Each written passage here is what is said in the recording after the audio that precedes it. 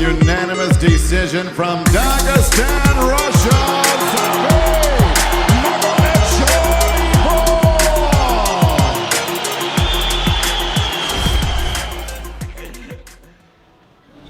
Жетістіктің сыры неде? Успеха в спорте? Спорттағы жетістік değil ме? В общем, если в общем сказать. Жалпылай. В общем, Үздік успех. жетістік.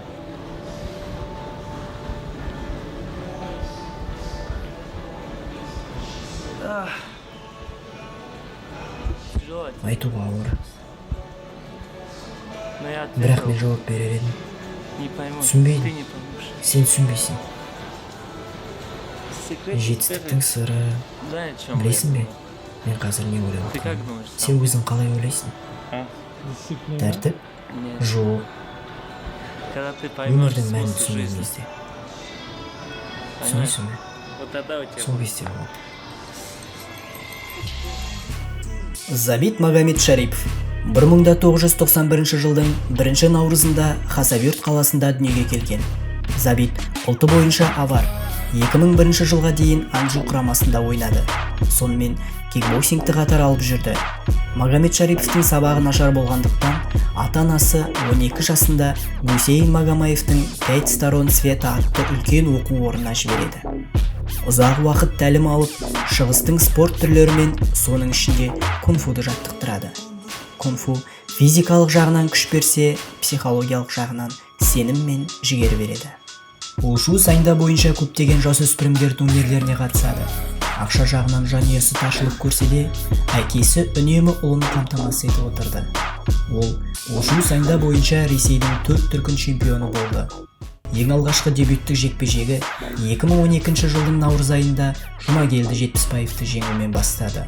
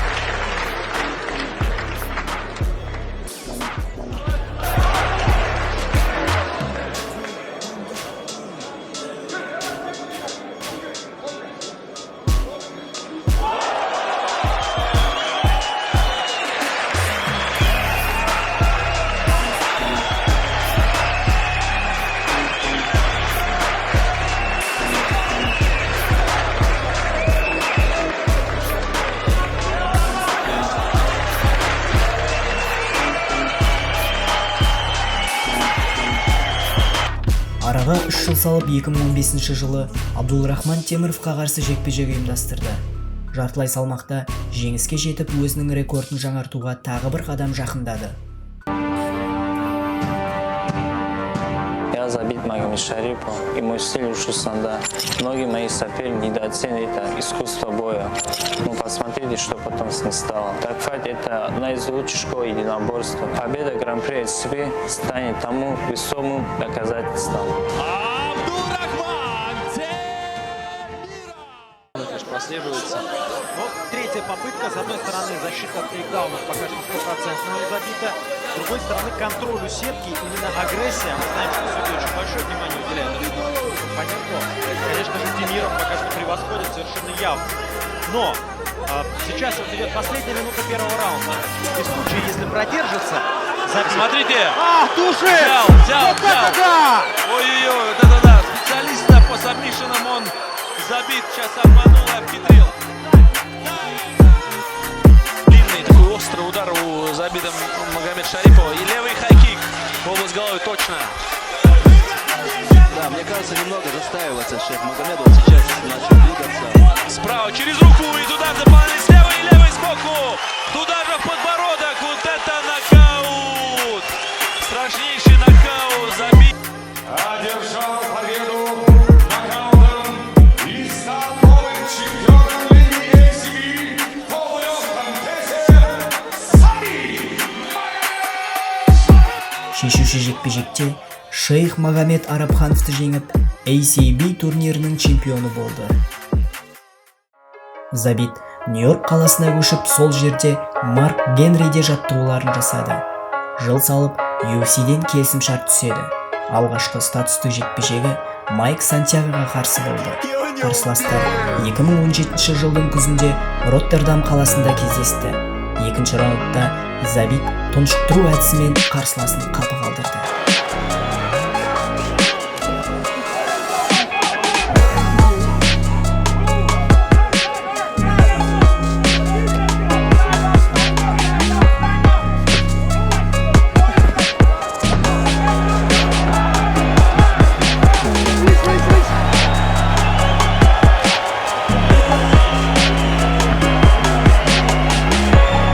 Келесі жекпе-жегін Артем Лобовқа қарсы ұйымдастырғысы келгенмен, менеджер ағайынды Нагайра Шейманға қарсы қойды. Барлық сарапшылар алыптар шайқасы болады деп болжады. Жекпе-жек 2017 жылдың күз айында ұйымдастырылды. Забит айқын басымдылықпен кездесуді соңына жеткізбей жеңіске жетті. 2018 жылы Брэндон Дэвиске қарсы жекпе-жек ұйымдастырып, қарсыласын қапы қалдырды. Солай 17 жеңіліссіз сериясын жалғастырды.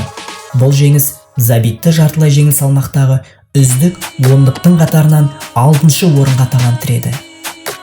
2019 жылдың ортасында World MMA ассоциациясы Забитке жыл сабмишнын табыстады. Осыған дейін қарсыластары аласа болғандықтан Забит өзінің бойын тиімді пайдаланды. 2019 жылдың аяғында Келвин Каттерға қарсы жекпе-жек ұйымдастырылу керек болатын. Алайда аяқ тамырларының асқынуынан бұл жекпе-жекке шыға алмайтыны хабарлады. Араға уақыт салып, жекпе-жек Мәскеу қаласында өтіп, Забит жеңіске лайықты екенін тағы бір жола дәлелдеді.